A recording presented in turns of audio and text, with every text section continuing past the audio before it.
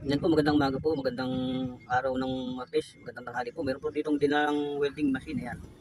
Yan po, ang dinala po dito yung welding machine na yan at mahina daw po mag-spot, ayan. Mahina daw po, di po makaluto. Ayan po, ang welding machine na yan. Yan po yung ating trouble, yan po yung gagawin nating video ngayon. May video po tayo. Abangan niyo po ang video ito, ayan. Yung inverter welding nito, ayan po. Yan, 200cc daw po, ayan. Yan po, ang welding na yan. Ating pong gagawin. Yan po siya, kung ilang amperes po siya. 200 amperes. Yan po yan. Yan. Pang sulit na. Tatlong taon na daw po ito. Tatlong taon na daw po itong welding nito. Yan. Yan po ang naging problema niya. Mahina daw po mag-spot. Yan po. Mahina daw po spot. Testing po natin. Yan po. Saksak po natin. Yan po. Manda na po. Manda na po siya. Yan po. Manda na po yung blower. Yan po siya. Oh. Yan. Nakita po natin urad. Bukod po natin. Mahina nga po mag-spot. Yung welding na ito. Yan. Yan po. Siya nga yung nga po. Yan po. Tingnan po muna natin yung welding na ito. Yan. Mahina daw po mag-spot. Yan po, mahina nga po. Sana, sagad na po siya. Oh. Yan.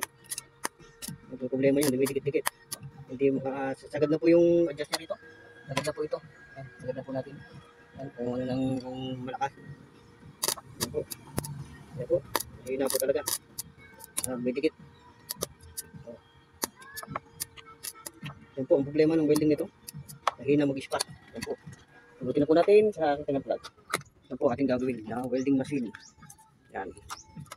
Yan po siya. Po ating po tignan ang piyesa nitong inverter welding nito. Yan po siya. Yan. Mahina nga po mag-spot. Yan po. Napansin niyo po ba? Yan.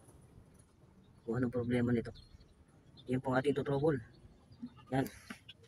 Yan. Napansin niyo po ba ito? Mukhang alobo na yung capacitor. Oh. Alobo na po yung capacitor niya. Yan. Tatlo ito. Ayan, halatado na po siya. Oh. Nakabukol na po ito rito. Yan. Yan. Try po natin tanggalin. Ang kanyang takip.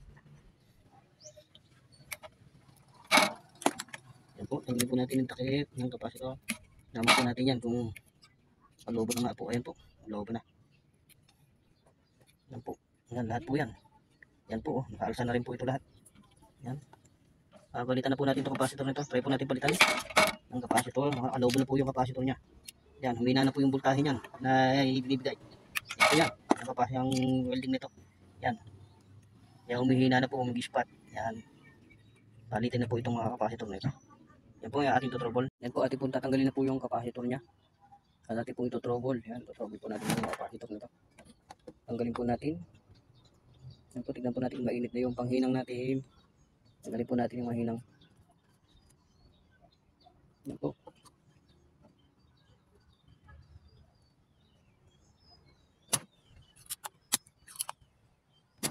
Yan po, tanggalin po natin yung panghinang.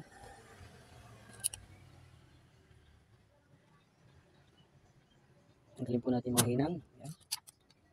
Yan. Tanggalin po natin yung mga capacitor niya. Yan. Testin po natin. Tanggalin mo natin po testin na nakatanggal. Yan po siya. Tanggalin po muna natin to. Yan. Yan po yan, capacitor. Nakaalsa na rin po talaga. Oh. Nakaalsa na rin po siya. Yan. Yan po, patuloy po natin tanggalin yung kanyang capacitor. Yan. Yan po natin ang ganyan. Yuga natin. Yan. Yan. Ayun na po, nakita niyo po. Oh. Nakaangat na rin po siya. Nag-loaded na rin po siya. Oh. Yan. Nakaangat na po itong capacitor na ito. Yan. Yan. 680. Yan. Yan po, testin po natin yan. Tanggalin po natin lahat. Tanggalin po natin lahat. Tanggalin yung capacitor. Ang mahina ng bumuga. Ayan na po siya. Oh. Yan po, tignan po natin kung meron pang capacitor. Wala nang tayo. Pag meron po yan, pipitik po yan. Yan. Wala na. Wala na, ayaw na makarga. Yan po yan, ayaw na makarga yung capacitor nito. Yan. Yan po, ating pong tetestin yung tatlong capacitor na yan. Yan, ito po yung sign ng negative.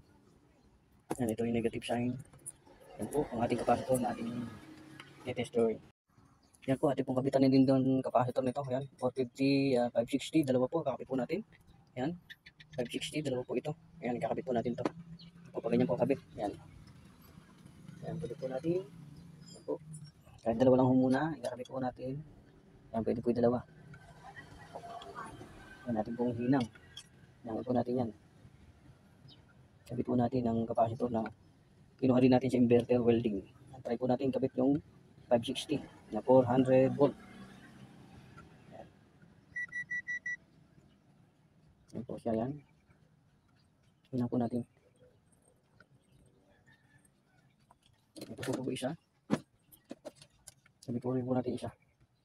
Yan, ito po yung isa niyan. Yan. Ito po yung capacitor na isa. Kabitin po natin dito. Tabi niya.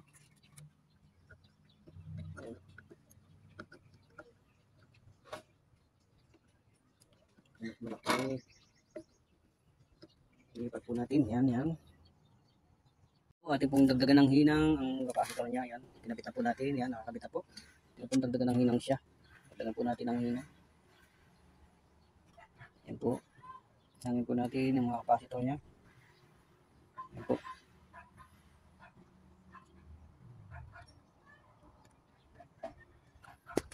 Yan.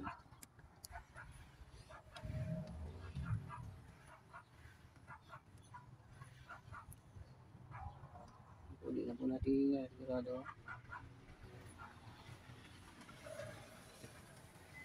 Yan po. Yan po siya. Yan. Hinang na po natin. Dagdagan po natin ang hinang to. Yan, pati ito. Yan, dagdagan po natin. Try po natin yung dalawa. Dalawang capacitor lang muna.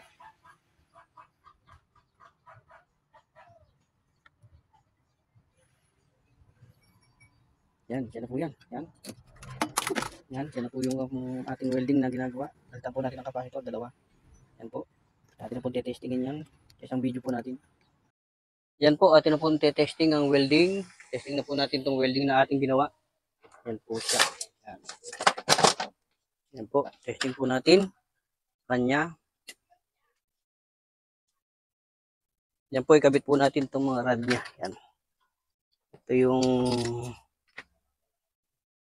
positive. Yan. Ito yung negative. Negative niya. Negative yan. Yan. Pat po natin siyang ganyan. Yan. Try po natin. Kakabitan ng yan. Yan po, atin pong isasaksak. Yan po, atin po testing. Konting adjust lang po natin. Yan po siya.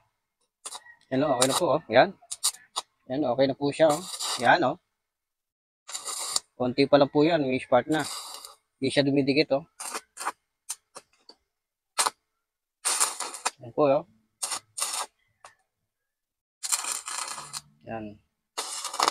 Yan, okay na po siya. Ang ating welding na ginawa. Yan po siya.